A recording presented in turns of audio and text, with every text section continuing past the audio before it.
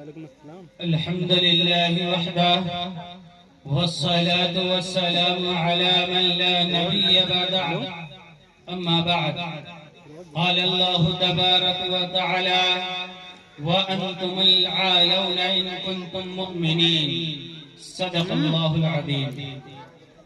वालेकुम सलाम। इतनी मशकूक निगाहों से न देखो हमको, इतनी मशकूक निगाहों से न देखो हमको, इम्तिहानों की सलीबों पे न परखो हमको।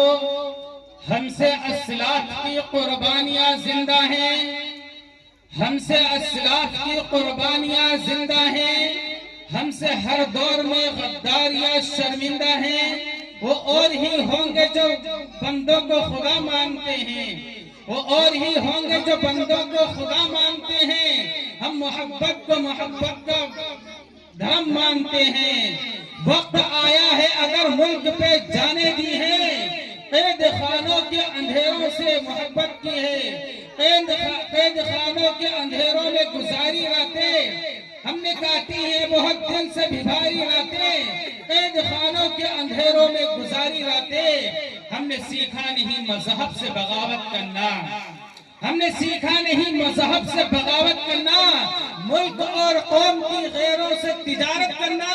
हम बगावत के गुनहगार नहीं हो सकते, हम मुसलमान हैं गद्दार नहीं हो सकते। अपनी धरती पे हमें चैन से जीने देना, अपनी धरती पे हमें चैन से जीने देना, बदतमीजी का हमें जहर न पीने देना, वरना हम वक्त की रफ्तार बदल सकते हैं। हम अगर चाहें तो सरकार बदल सकते हैं।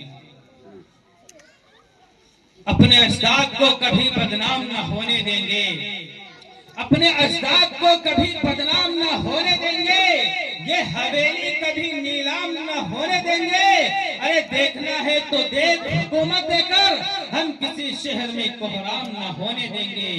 वो कांटे हो चाहे फूल हो फसले बहार के, कांटे हो चाहे फूल हो फसले बहार के, पाले हैं दोनों एक ही परवरदिगार के। ये शांति अहिंसा की उड़ती हुई परी, आग तो भी आग की आ गई 26 जनवरी। अजीज साथियों, आज 26 जनवरी है। जिस तरह हम और आप यहाँ 26 जनवरी के लिए जमा हुए हैं, इसी तरह हम और आप 15 अगस्त में भी जमा होते हैं। ये दो जमहूरी प्रोग्राम होते हैं, लेकिन हम 26 जनवरी क्यों करते हैं, 15 अगस्त क्यों करते हैं, हम और आप इतना रुपया क्यों बर्बाद करते हैं इतना? तो इसके पीछे बहुत बड़ा राज है, बहुत बड़ी तारीख है इसकी कि 15 अगस्त हम इस वजह से करते हैं कि अंग्रेज हिंदुस्तान में ताजिर का भेष बना कर आया था।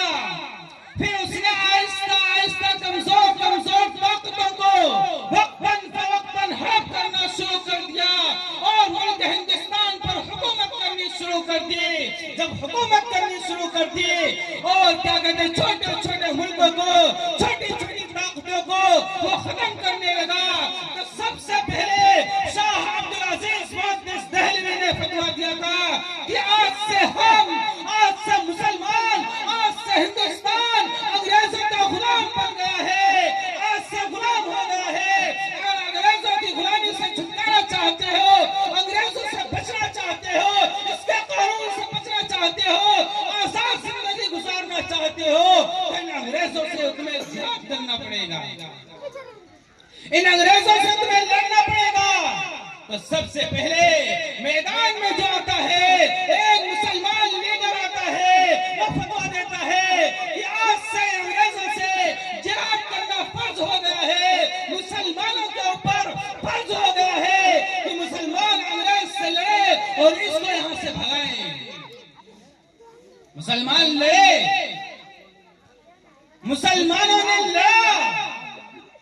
टीपू सुल्तान रहमतुल्लाह अलैह से अंग्रेज कहता है, ये टीपू तुम हथियार डाल दो, तुम्हारी जान बख्श दी जाएगी, तुम्हें शहीद नहीं किया जाएगा, तुम्हें नहीं मारा जाएगा।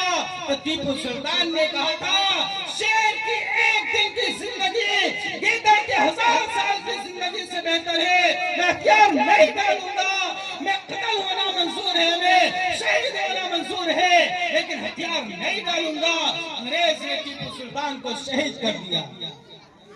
जब अंग्रेज ने टीपू सुल्तान को शहीद कर दिया तो उस वक्त अंग्रेज ने कहा था आपसे हिंदुस्तान हमारा है। क्यों है? क्योंकि एक शेर हिंदुस्तान को हमने शहीद कर दिया है।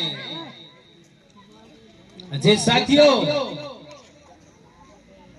मुसलमान लड़ते हैं, हिंदू मुस्लिम सारे लोग लड़ते हैं। आखिरकार 15 अगस्त 1947 को इस मुल्क हिंदुस्तान को अंग्रेजों के चंगुल से आजाद करवा लिया। लेकिन दोस्तों, जितना हिस्सा अकाबिरीन का है, जितना हिस्सा हमारे बड़ों का है, जितना हिस्सा मुसलमानों का है, जितना खून मुसलमानों ने बहाया है इस मुल्क हिंदुस्तान को आजाद कराने के लिए, किसी दूसरी बिरादरी ने, किसी दूसरी कौम ने इतना अपना पसीना भी नहीं बहाया है। ये मुल्क जब आजाद हो गया, अंग्रेज यहां से भाग गया, तब एक ऐसा कानून चाहिए था हिंदुस्तान को, एक ऐसा हुक्म चाहिए था हिंदुस्तान को, क्योंकि अंग्रेज तो यहां से चला गया, लेकिन अंग्रेज अपना कानून छोड़कर गया था, अंग्रेज अपना हुक्म छोड़कर गया था। ऐसा कानून जिससे एक दूसरे से अदावत पैदा होती थी, एक दूसरे से नफरत पैदा होती थी, एक दूसरे से लड़ाई होती थी। तो ऐसा कानून हमें चाहिए था जिस कानून के तहत, जिस हुक्म के तहत हिंदू मुस्लिम सिख ईसाई सारे लोग आजाद रह सके।